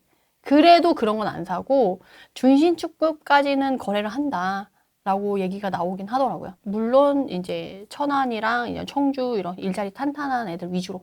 아산은 조금 더 빠져야 되는데 트렌드 타면서 신축 트렌드 타면서 가격이 이렇게 많이 빠지진 않고 가격적 메리트가 없으니까 오히려 조금 사람들이 최근에는 오히려 좀 안 보는 분위기고 솔직히 최근에 천안에 다 몰빵됐었던 그런 사람들의 관심이 이제 아산으로 이제 분산되고 있어서 일자리 위주로 아산, 청주, 천안 여기 위주로만 우선 보시는 게 나을 것 같아요. 지금 상황에서는 네, 그 밑으로는 지금 뭐 절대인口감소 이슈로 시작해가지고 지난번에도 말씀드렸지만 대전에 사는 사람이지만 집 사는 건 서울에 약간 그쵸. 이런 분위기로 요새 많이 가고 있기 때문에 지방이 지금 힘을 받긴 쉽지 않고 사실은 지방이 이렇게 미분양이 늘어나고 지금 이렇게 냉탕인 게 오래됐잖아요. 똑같이 서울이랑 똑같이 21년 9월 이후부터 끊임없이 지금 계속 떨어지고 있고 안 좋은데 서울만 지금 가고 있고 지금 지방은 계속 냉탕인데 사실은 정부에서 지방을 좀 신경 써줘야 되거든요. 근데 그럴 거 없이 서울이 또 혼자 이렇게 가는 바람에 서울 신경 쓰느라고 또 이쪽을 또 소외됐어요.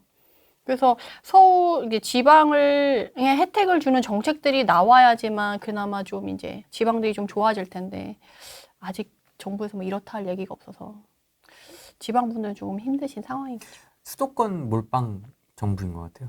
그러니까요. 그래서 나는 부동산 전문가분들도 부동산 시장 흐름 전망할 때 서울 부동산만 보고 얘기를 하는 걸 보고 저는, 아, 뭐야, 서울만 집이야? 저는 오히려 제가 더 반감이 들어가지고, 약간 그건 좀 씁쓸하긴 하더라고요. 서울이 조회수가 지금은 나오니까 뭐 경기도로만 해도 조회수가 반토막 나니까 서울에 좀 포커스를 많이 맞추는. 씁쓸하죠. 그래서 지금 그때도 얘기 많이 나왔던 게 그거잖아요. 뭐 서울만 집이냐, 우리 집, 그러니까 서울 뜨겁다는데 우리 집은 안 뜨겁고 집 내놨는데 아무도 집 안 보러 온다는데 뭐 서울 집 가서 뭐 전고점을 뚫고 막 간다는데 우리 집은 아무도 안 보러 온다. 그래서 괴리감을 많이 느껴서 저거 우리나라 같은 부동산 얘기인가 싶을 정도로 차이가 많이 난다고 했잖아요. 그게 유지되고 있다. 2억 5천 여유자금이 있다. 그럼 어떤 걸 좀 추천해 주시겠습니까? 물론 이제 상황, 명의, 주택수 다 다릅니다. 아, 놓고 근데 보면. 지금 2억 5천 가지고 서울은 힘들고 만약에 내 집 마련을 하고 싶은데 돈이 많지 않아서 우선은 전세로 끼고 샀다가 나중에 실거주한다라는 관점에서 본다라고 하면 경기도권에서 입지 좋은 준신축급을 봐야 될 것 같아요. 가격대 자체가. 신축도 갭이 조금 힘들 수 있고 입지 좋은 준신축이면 2억 5천이면 노려볼 만한 게 조금 있을 것 같아요. 그러다가 제가 탁 뭘 찍어드리긴 어렵지만 요즘 분위기는 안 됩니다. 작년 초였으면 또 해도 돼. 아무도 안 봐. 어차피. 아무도 안 보고 아무도 안 사. 근데 지금은 안 됩니다. 네, 좀 그래서 그렇고요. 약간 그게 좀 안전하지 않을까 싶어요. 가격도 덜 올랐고 갭도 좀 작고 그런 식으로 보면 괜찮을 것 같은데 내가 정말 수익을 빠르게 보고 싶다 그러면 조금 기다려야 되죠. 수익을 빠르게 보고 싶으면 코인을 했었어야 돼. 1억 넘었더라고 어젯밤에. 1억 아 넘었... 요새 코인 난리 났더라고요. 네, 7,900에 잡았다가 한번 팔았는데 아 어디야? 아니 짧게 먹고 빠졌죠. 아 후레이님도 비트코인 하시는구나. 수익 짤짤이 수익 짤짤 애들 장난. 근데 동생은 이제 그걸 끝까지 지키고 있었거든요. 1억 들 때까지 갖고 이제 형 지금 뭐 하는 거야 지금 뭐 왜 안 샀어 왜 팔았어 이러고 있고 저는 이제 깨갱하고 있고. 아 재밌다. 네. 요새 젊은 사람들이 진짜 많이 하더라고요 비트코인. 뭔가 이렇게 좀 머니 게임 하는 것 같기도 하고 좀 쫄깃쫄깃하죠. 쫄깃쫄깃해서 소액으로만 이렇게 다 날린다 생각하고 그냥 쫄깃쫄깃하게. 다 날린다는 생각으로 해야 진짜 할 수 있지. 네, 그렇죠. 야수의 심장으로. 엘리트, 파크리오, 헬리오, 올림픽 기자선수촌, 올림픽 파크 포레온 요렇게 나왔었거든요. 그러면서 헬리오랑 얘랑은 짝꿍. 그렇지만 얘는 신축이고 얘는 아직 재건축해야 되는 애서 상대적으로 지금 좀 싸죠. 5억 정도가. 신축 될 놈. 네, 신축 될 놈.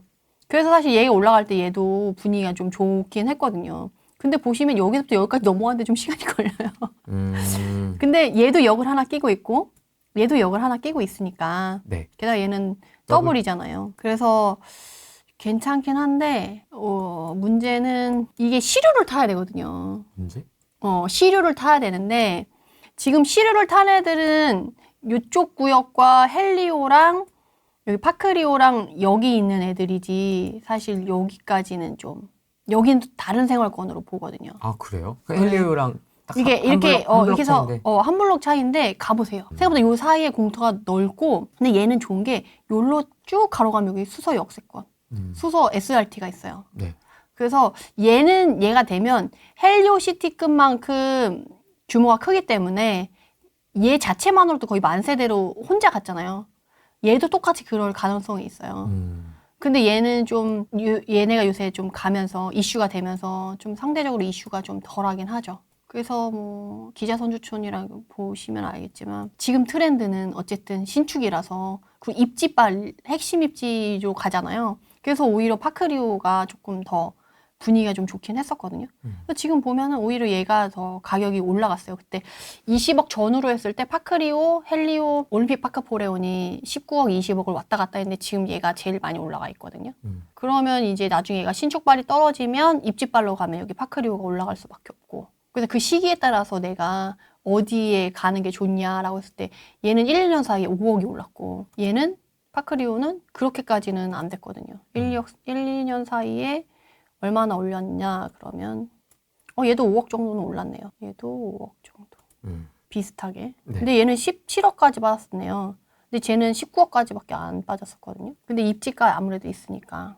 그리고 헬리오시티는 밑에 떨어진 건 좀 보기가 그래요. 맞아요. 빼고 얘도 5억. 비슷하게 입지가 어쨌든 다들 신축급이니까 비슷하게 가겠네요. 이렇게 보면 에너지가 같은 애들이랑 움직이는 애들이랑 좀 다른데 얘도 똑같이 5억 비슷하게 갔네요. 오래된 아파트인데 다른 애들 신축인데. 근데 여기에 있는 애랑 여기 있는 애들이랑 보면 또 흐름이 다르거든요.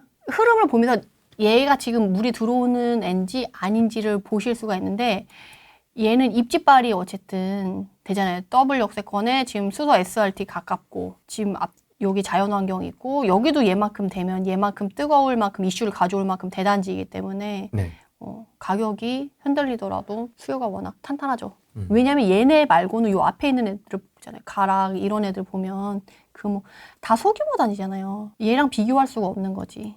요쪽에 있는 애들이랑은 다르게. 여기 있는 애들도 삼익 이런 애들도 재건축이랑 막 이런 걸 하는데 여기 있는 애들이랑은 얘는 또 역세권이 아니잖아요. 가야 되잖아. 송파 안에서도 정말 입지가 많이 갈려요. 어느 구역에 속해 있냐? 이쪽으로는 저 가본 적이 없습니다. 그러니까 사람들이 그렇다니까. 근데 여기에서 또 요 레미안 파인탑은 여기 안에서 준신축급이거든요. 신혼부부나 이런 사람들 선호도가 엄청 높아요. 여기 다 이제 주변에 대부분 좀 오래된 아파트인데 얘 혼자 준신축급이어가지고. 그래서 여기 안에서도 좀 수요가 갈리고 이런 거 챙기시면 좋을 것 같아요. 둘 중에 하나를 고민을 하고 계신 것 같아요. 둘 중에 하나 산다고? 네, 고민하고 계신 것 같아요. 둘 다 좋은데 둘 다 흐름이 비슷하다라고 한다면 상대적으로 가격이 저렴한 게 낫지 않을까요? 근데 문제는 오래 걸릴 거라는 거지. 생각보다. 얼마나 진행이 잘 되고 있는지 면밀하게 좀 보긴 봐야 되겠지만. 네. 근데 올림픽 파크포레는 얘네랑 시너지가 날 수가 있겠죠. 얘네 둘은. 그리고 또 회밀리는 또 신기하게 얘랑 또 시너지가 나거든요. 서로 주고받고 할 거여가지고. 근데 얘네는 주변에 인프라가 거의 좀 형성되어 있는 상황이고 얘네는 새로 만들어야 돼요. 그리고 얘는 이제 공원이 이렇게 크게 있고. 근데 교통편은 또 여기가 더 좋고. 장단이 서로 다르다는 거죠. 장단이 서로 다르고 요 위에 요 잠실 요 위쪽으로 학원가랑 이런 거 학군이 좋잖아요. 네. 요걸 또 이용할 수는 있는데 얘네들은 학군학원가를 그럼 어디서 쓸 거냐? 그럼 얘네도 이쪽으로 가야 되거든요. 그리고 방위 학원가 요쪽도 학원가가 좀 돼 있긴 해요. 근데 여기랑 저기랑은 또 차이가 있으니까 나중에 이제 얘네가 두 개가 똑같다라고 한다면 전 입지를 더 좋아해서. 이게 사람마다 틀린 것 같아요. 근데 지금 이슈 타는 건 올림픽 파크포레온이니까 올림픽 기자선수촌이 좀 같이 가는 영향이 있죠. 거기는 인프라도 안 돼 있으니까 더 개발되면 될 거야 라는 기대감이 있고 헬리오 막 할 때는 얘도 같이 붐업이 됐어요. 지금 이슈를 받는 애가 누구냐에 따라서 좀 다른 거니까 상대적으로 가성비 있게 나오는 가격 좀 이렇게 급한 사람이 던지는 매물이 어디서 나오느냐에 따라서 메리트가 좀 달라질 것 같긴 해요. 지금 시장이 되게 오묘해요. 관망세 같지만 꿈틀꿈틀 갑자기 아주 사소한 걸로 확 변할 수가 있는 시장이거든요. 그래서 지금 고민을 결정하지 않으면 기회를 놓쳤다라는 생각을 하실 분들이 곧 나타날 수밖에 없는 상황이라서 좀 시장을 면밀하게 내 집 마련을 고민하시는 분들은 좀 보셔야 되는 시기가 아닐까 싶습니다. 관망하는 건 좋지만 관심을 놓아서는 안 될 것 같다. 네, 특히 내 집 마련 고민하시고 전세 만기가 다가오시는 분들한테는 나중에 뒤늦게 내가 그때 할 걸. 이런 사람들이 꼭 생기거든요. 아까 우리 처음에 시작할 때 여보 내 집 마련 할까 고민하는 그 타이틀이 진짜 집에서 맨날 밥 먹고 얘기를 해야 되는 그런 상황이 지금인 것 같아요. 알겠습니다. 오늘은 여기까지 하겠습니다. 고맙습니다. 감사합니다. 안녕. 안녕. 안녕.